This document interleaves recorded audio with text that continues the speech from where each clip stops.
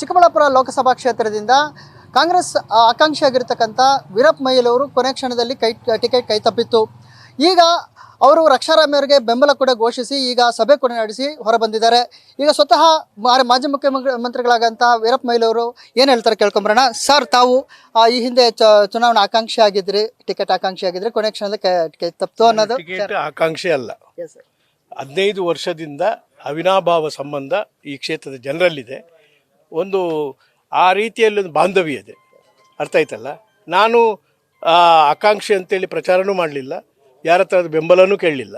ಆದರೆ 100ಕ್ಕೆ 98% ನಮ್ಮ ಶಾಸಕರು, ಅದಕ್ಕೆ ನಮ್ಮ ನಾಯಕರು, ಎಲ್ಲ ಕಾರ್ಯಕರ್ತರು, ಬ್ಲಾಕ್ ಪ್ರೆಸಿಡೆಂಟು, DCC ಅವರು ಹೋಗಿ ನನಗೆ ಕೊಡಬೇಕು ಅಂತೇಳಿ ಹೇಳಿದರು. ಅರ್ಥ ಆಯ್ತಲ್ಲ.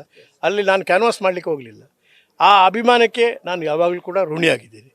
ಈ ಜನರ ಮತ್ತು ನನ್ನ ಮಧ್ಯೆ 15 ವರ್ಷಗಳ ಕಾಲ ಅತ್ಯಂತ ಒಂದು ಅವಿನಾಭಾವವಾದಂಥ ಒಂದು ಅನನ್ಯವಾದಂಥ ಬಾಂಧವ್ಯ, ಪ್ರೀತಿ, ವಿಶ್ವಾಸ ಬೆಳೆದುಕೊಂಡದ್ರಿಂದ ಒಮ್ಮೆಲೆ ನಾನು ಚುನಾವಣೆಗೆ ನಿಲ್ಲುವುದಿಲ್ಲ ಅಂತೇಳಿ ಹೇಳುವಂಥ ಹೇಳಿಕೆ ಕೊಡಲಿಲ್ಲ. ಯಾಕಂದರೆ ಅವರ ಮನಸ್ಸಿಗೆ ನೋವಾಗ್ತದೆ ಅಂತೇಳಿ.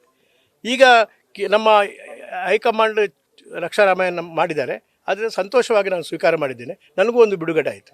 ಸರ್, ತಾವು ಈ ಹಿಂದೆ ಪ್ರಚಾರಕ್ಕೆ ಕೂಡ ಬರಲಿಲ್ಲ, ಲಾಸ್ಟ್ ಟೈಮ್ ಕೂಡ ದೂರ ಉಳ್ಕೊಂಡಿದ್ರಿ. ಈಗ ಏನು ನಾನು ದೂರ ಉಳ್ಕೊಂಡದ್ದೇ ಇಲ್ಲ.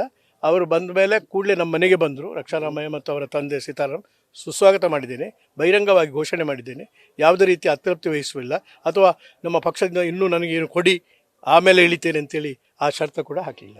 ಸರ್, ಈಗ ರಕ್ಷಾರಾಮಯ್ಯ ಜೊತೆಗೆ ಪ್ರಚಾರಕ್ಕೆ ಹೋಗ್ತೀರಾ ಸರ್? ಅಲ್ಲ, ಕರೆದಾಗ ಹೋಗ್ತೇನೆ ನಾನು. ಇಲ್ಲಿ ಅದೇ ನೋಡಿ, ಇವತ್ತು ಪ್ರಚಾರ ಅವರನ್ನು ಇದ್ದೇ ಪ್ರಚಾರ ಮಾಡಿದ್ದೇನೆ. ಜನರಿಗೆ ಸಂದೇಶ ಹೋಗಿದೆ, ನಾನು ಅವರ ಜೊತೆಯಲ್ಲಿದ್ದೇನೆ. ಕಾಂಗ್ರೆಸ್ ಪಕ್ಷ ಈ ಕರ್ನಾಟಕದ ರಾಜ್ಯದ ಇತಿಹಾಸದಲ್ಲಿ ಒಬ್ಬ ಕಾಂಗ್ರೆಸ್ ಮುಖ್ಯಮಂತ್ರಿ ಆಗಿ ಪಕ್ಷದಲ್ಲೇ ಅಧಿಕಾರ ಇರಲಿ ಇಲ್ಲದೇ ಇರಲಿ ಮುಂದುವರೆದುಕೊಂಡು ಬಂದಂಥ ದೊಡ್ಡ ಪರಂಪರೆ ಇತಿಹಾಸ ವೀರಪ್ಪ ಮೊಯ್ಲಿ ಮಾತ್ರ ಸ್ಥಾಪನೆ ಮಾಡಿದ್ರು, ಬೇರೆ ಯಾರು. ಸರ್, ಈಗ ತಾವು ಮುಂದಿನ ದಿನಗಳಲ್ಲಿ ಯಾವ ರೀತಿ ಸಕ್ರಿಯ ರಾಜಕಾರಣ?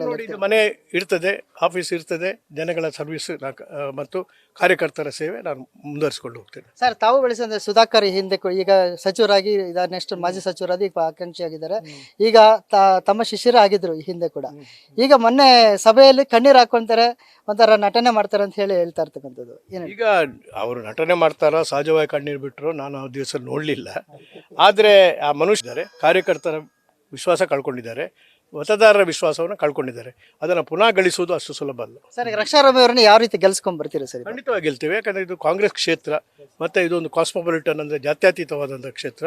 ಮತ್ತು ಸಾಕಷ್ಟು ನಾನು 15 ವರ್ಷದಿಂದ ಸರ್ವಿಸ್ ಮಾಡಿದ್ದೇನೆ. ಜನ ನನಗೆ ಗೊತ್ತಿದೆ, ಅವರ ನಾಡಿ ನಾನು ಅರ್ತಿದ್ದೇನೆ.